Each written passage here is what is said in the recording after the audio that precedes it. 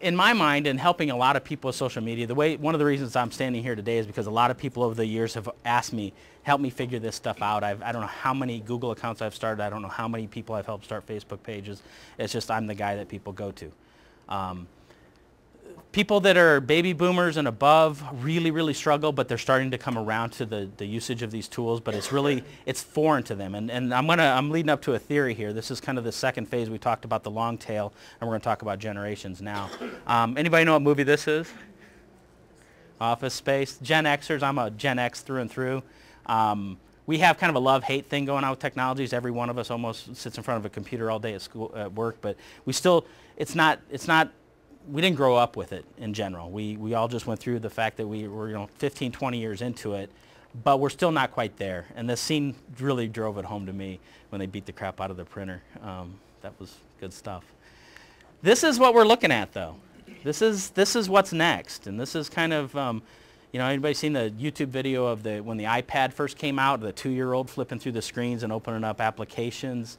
Amazing. This 2-year-old kid picked up this iPad, and it was so intuitive for her to flip through it, pop open the screen, look for her favorite Pokemon characters or something, and play some game. It was amazing.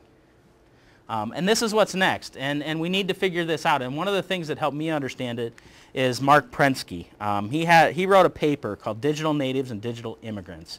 And this is the framework that I help people understand when they try to figure out what they're doing with social media. If you think of social media as a place, you can think of us as immigrants. We've learned these languages, these things, these tools. We've learned them as immigrants. We've learned them just like we went to China and learned their language or their customs or their norms. And if you think about it like that, it's less scary, because then it's just a matter of learning.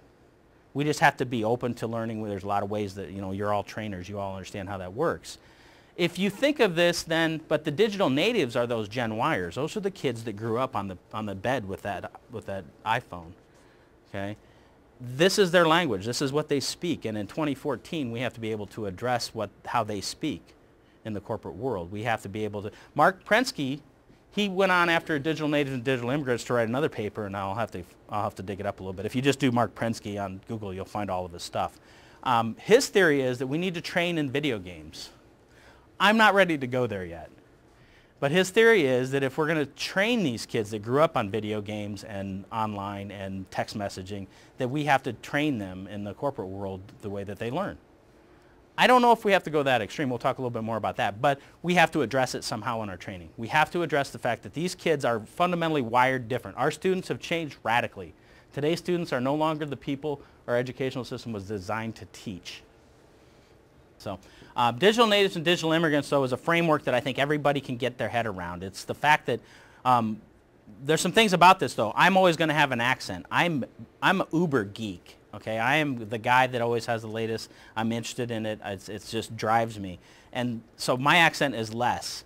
My wife uses social media and these tools to get done what she wants to get done. She doesn't really care that much about the settings at the nth degree.